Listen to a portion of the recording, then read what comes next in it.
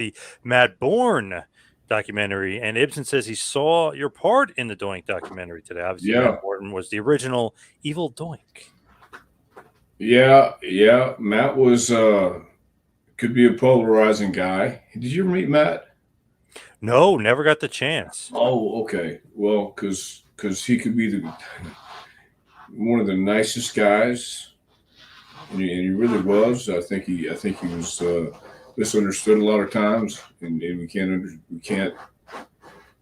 Why even try to figure it out? Just either you get along or you can't. And but Matt had. Have you seen it yet? No, not yet. Haven't seen it Okay. yet. Well, you'll see the different personality traits that people say Matt had. Matt had a lot of personality traits, and so I don't know what to say about that one either because I pretty much said it on the deal last night. He was just as crusty, like Krusty the Clown on The Simpsons. The guy Yes. smoking a cigarette, and he looked like it in the locker room. And it was Hawk who said, that we got our own Krusty the Clown right over there, and you saw Matt just sitting there with a cigarette and hair all messed up. It was perfect. But That makes perfect sense. Yeah, that's absolutely perfect. Yeah. well, yeah, I didn't know Matt beat his wife either. That's what I'm saying. From There's Scorch, yeah, he's saying that Matt Bourne beat his wife. That could keep him out of the Hall of Fame. Look at that. I'm like, yeah, look at Benoit. Domestic violence. yeah, I understand that. I I'd go with that. Just I didn't know that either. How was your interaction with Doink the Clown when you were both together in 1993 in the WWF? It was great because I had known Matt before, and he was the same guy. I went on a tour of Japan with Matt, and I think we were there 3 weeks and hung out, ate, had a good time. So I always got along with Matt. You guys teamed up a bunch. Is he one of your favorite tag team partners? Of course he is. Sure. Interesting though that Japan tour with him. Is there a reason why you guys were booked together, or it just happened to be like happenstance you guys were booking together? Yeah, it was just one of those things where they're putting the card together, and I think throwing us in there was part of the American tour, and who do we have? What Americans do we have? So for a tag. Who did Doink ride with? Did he play ribs like a clown would do? Well, I don't. I think Matt rode by himself a lot. Matt could be a loner, and I understand that part. But yeah, no, Matt was like everybody else. I think on the road, he just wanted to do his thing and then move on. When you look at Doink the Clown, on the surface, you're like, oh my god, come on, a clown gimmick, like that's it's horrible. But when he plays it as the evil clown, like Krusty, obviously from The Simpsons, I mean, it was absolutely perfect. The face clown, I know when Ray Palo plays it, it's a little bit different, very corny, very hokey. This was just ingenious the way he played the character. Well, and that was Matt being able to dress up and be Matt. That just allowed him to be even more over the edge, like he would be if he's ribbing or having a good time and having fun with it. And you knew he was having fun with it, but he was still Matt. And I think that was what made it so authentic because he wasn't Matt Bourne playing Krusty the Clown. He was Krusty the Clown. As I think Mick said it best. He said he inhabited the character. He inhabited Doink, and he wasn't pretending to be a clown. He was a clown. He was an evil clown, and he was having a lot of fun. So I don't know that just anybody could do something like that. It takes a special. It takes somebody to embrace it. Was he disliked in the locker room? There were guys who didn't care for Matt.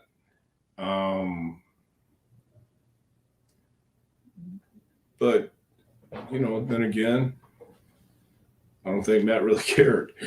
You know, Yeah, I think everybody was civil at the time, but at the same time, uh, I don't know. I don't know anybody specific didn't like him, but I can understand why. And I say I can understand why. Maybe I can't. I say that, and I had just caught myself for a minute because I don't always understand why somebody might not like somebody. From Dale Mountain, apparently Matt Bourne held a grudge with Jim Duggan for decades because he decided to shoot on Duggan during an indie show almost 30 years after Yeah. their last backstage altercation. Well, Obviously, they talk Duggan isn't about the that. only one. Yeah, Duggan Yeah. isn't the only one with the No, altercation, but you're wow, right. he did hold a grudge for sure. Right. So that's what I mean. Matt has those qualities about him that doesn't always endear him to everybody else. So, but I think Mick Foley said it on another one. He said if having that attitude is a crime, I guess it's a crime. So, Man, hold a grudge for 30 years. Jeez. right. I know that's a long time. That's really like swallowing poison, hoping the other guy's going to die. Right. Yeah. That's crazy. Yes, well said. From Jason, I've seen some of Bourne's matches from World Class when he was tagging with Buzz Sawyer. They looked vicious. They were vicious. That was a hell of a worker though, but he could be vicious. And Let's go back to 1982. You actually faced that team of Bourne and Sawyer in Georgia Championship Wrestling. They defeated you and Dale Veasley. Did they stiff you? Did they beat the hell out of you? No, I don't think they beat the hell out of me. I don't, because I worked with both Matt and Buzz, and they were great. But Didn't Buzz hurt you once in the ring? no, No? Didn't he throw you out of the No. ring or something? he didn't hurt me though. Oh, he didn't hurt you. Okay. He threw me out because I was the only one who could do it right and not get hurt. Oh, there you go. All right. There you go. Right. I think So, you're just trying to cover up for Buzz and Matt Stiffany, I think. And why wouldn't I? Damn right.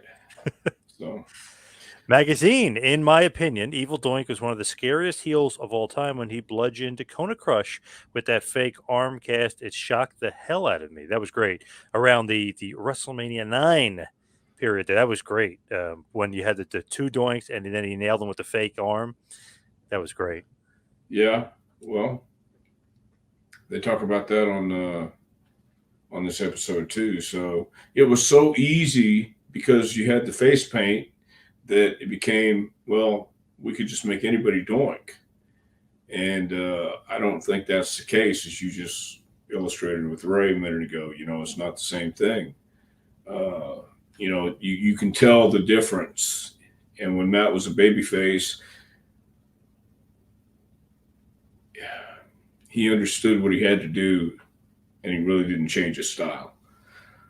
So, and you could tell. I mean, Brett's one of the best ever. But when he wrestled Brett at SummerSlam '93, you're like, wow, this is an awesome match. The Clown against the best worker in the company is an awesome match. It's just like funny to think, but that's how good Bourne was, really. But it's because by this time he was a clown who kind of like wore his clown outfit to work, and like he punched in his clown outfit, and he'd go sit in the dressing room as a clown the whole time, and smoke cigarettes or tell shitty jokes or whatever he did as a clown, and then he went out there and wrestled, and he never wasn't Doink when he became Doink, if that makes any sense whatsoever. Yes. But that's why as Evil Doink, he was just being evil Matt and having fun with it. Did Cornette ever want to bring him to Smoky Mountain? I don't know. I really don't know. Don't know what the relationship was. Remember, he shows up at ECW after WWF in about '94 era. He's Borne Again, except all the paint is like chipped off his face. He looks like a complete like serial killer nut job. Well, yeah. Well, I think awesome that's gimmick, though. I was going to say probably that's how he was feeling. That's why it was so authentic. I'm going to do something tonight.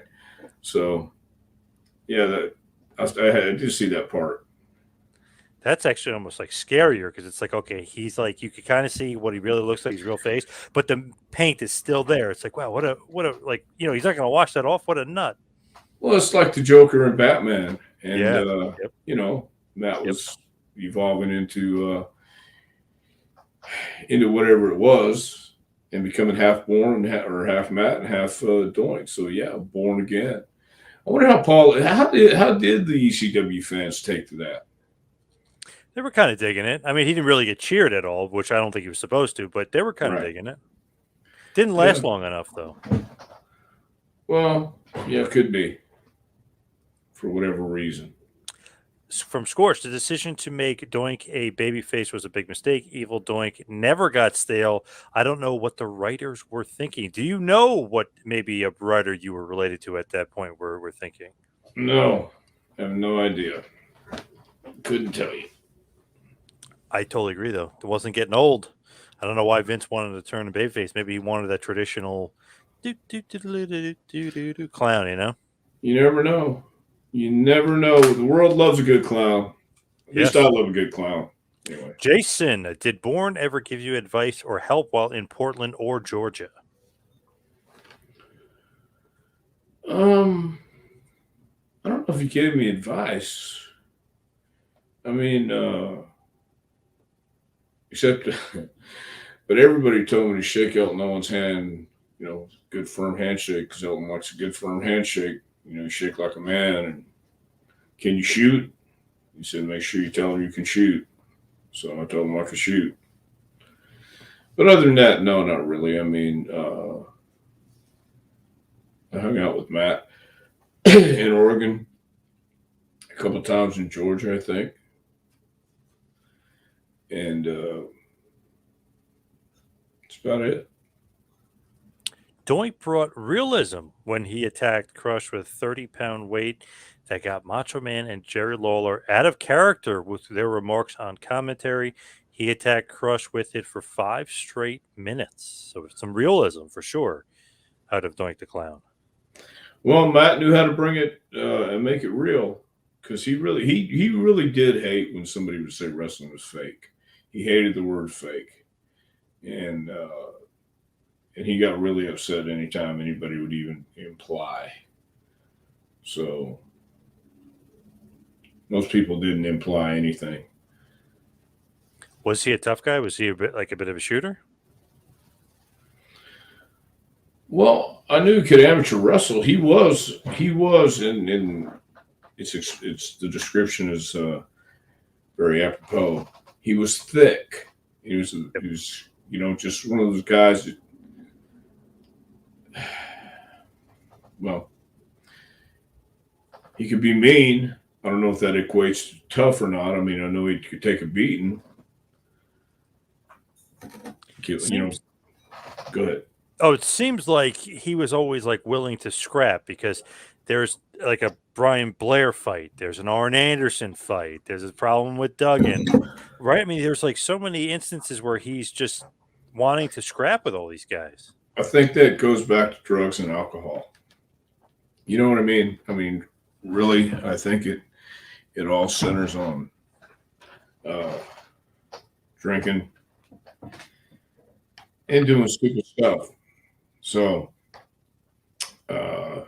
yeah, he wasn't always smart, but Rick Brooks, the legendary Rick Brooks. I've seen Matt be pretty cruel, to a young fan one night in Cincinnati, Ohio. He referred to him as Pizza Face because of an acne problem, giving him a hard time in front of the crowd. What do you think about that?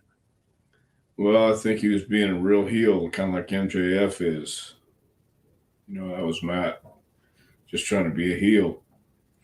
And sometimes people understood it, other times people thought it went too far. But I just think that was Matt trying to be a heel. Do you like that insult, Pizza Face, when somebody's got an acne problem? Do you like that? A little weak. Well, what else could he say? I mean, I'm not going to say you should call him something else, but I mean, if you're going to pick at somebody and say something, you're going to get upset because somebody calls you pizza face.